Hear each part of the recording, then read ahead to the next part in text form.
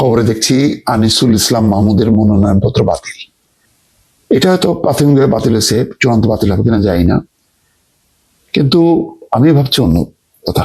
এখন বিএনপি জামাতের বাইরে অন্য রাজনৈতিক দলগুলোর মধ্যে উল্লেখযোগ্য হচ্ছে এই জাতীয় পার্টি সহ তাদের অনুগামীরা অংশ নিতে পারবে। যদি ফাইনালি এমন পরিস্থিতিটা হয় এইভাবে বাতিল করতে করতে, কারণ অনেকে রুহুল আমিন হাওলাদার করবেন না, আনোয়ার হোসেন মঞ্জু দেখলাম করবেন না, কাদের সিদ্দিকী করবেন না, তাহলে জিনিসটা কি হয়ে যাচ্ছে? হচ্ছে এই যে যারা শেখ হাসিনা পতনে শুধু নেতৃত্ব দিয়েছে তারা করতে পারবে, আর কেউ পারবে না। এটাও কিন্তু আর এক ধরনের এক ফ্যাসিজম প্রতিষ্ঠার একটা সূচনা বলা যায়, যে অন্য কেউ আর নির্বাচন করতে পারছে না। এবং কেউ কেউ বলছে যে, দেখলাম যে ৭১ মঞ্চ যে জাতীয় পার্টি তারা যেন নির্বাচন করতে না পারে, নির্বাচন কমিশন প্রতি আহ্বান জানিয়েছে।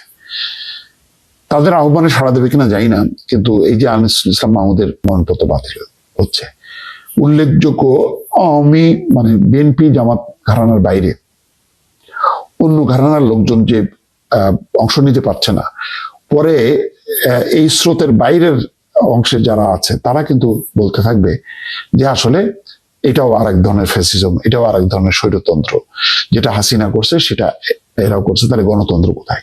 প্রশ্নটা কিন্তু তুলবে। এই জন্য যত বেশি বিরোধী মুখ আসবে, মানে যত বেশি পার্টিসিপেশনটা হবে, নির্বাচনটা কিন্তু জমজমাট। এই নির্বাচনটা যদি একতরফা হয় তাহলে কিন্তু মুশকিল হয়ে যাবে।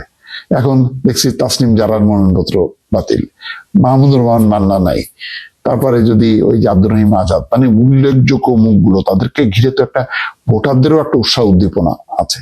মানে এই সরকার এবং অভ্যুত্থানের যারা বিজয়ী তাদের দেখানো দরকার যে হাসিনার চেয়ে আমরা একটা ভালো নির্বাচন করছি। জয় পরাজয় বড় কথা না, কিন্তু উৎসব মুখর হবে নির্বাচন, অনেক অংশগ্রহণ হবে।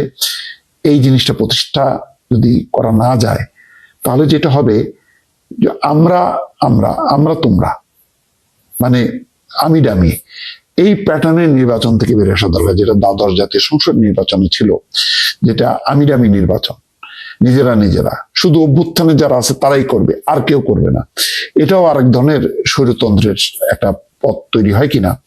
এই ধরনের মনোনয়নপত্র বাতিলের মধ্য দিয়ে দেখা গেল দল ঘোষণাই করলো যে আমরা নির্বাচনই করব না, সেটা কিন্তু খুবই খারাপ হবে। কারণ এই সংগ্রামের আন্দোলনের মধ্য দিয়ে গণতন্ত্র প্রতিষ্ঠা করা দরকার।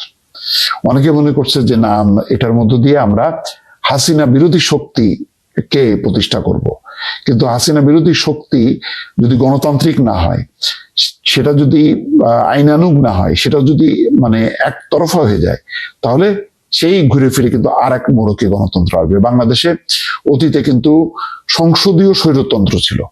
কিরকম? যারা সংখ্যাগরিষ্ঠ ছিল তারা আর বিরোধী কারো কথা শুনতো না, সেটা কিন্তু এক ধরনের স্বৈরতন্ত্র। সেই কথাটা কিন্তু ওই বিএনপি আওয়ামী লীগের আমলেই এই কথাটা চলে আসছে যে এটা তো একটা সংসদীয় স্বৈরতন্ত্র, যে সংখ্যাগরিষ্ঠ যে হয় শুধু তার কথাই হয়, বিরোধীদের কোনো প্রস্তাব, তাদের কথা বলতে দেওয়া হয় না, তাদের কোনো প্রস্তাব নিয়ে আলোচনা হয় না। তো এই জায়গাটা খুব পরিষ্কার থাকা দরকার, কারণ আমরা কিন্তু একটা গণতন্ত্রের পথে একটা সংকটের জায়গায় আছে।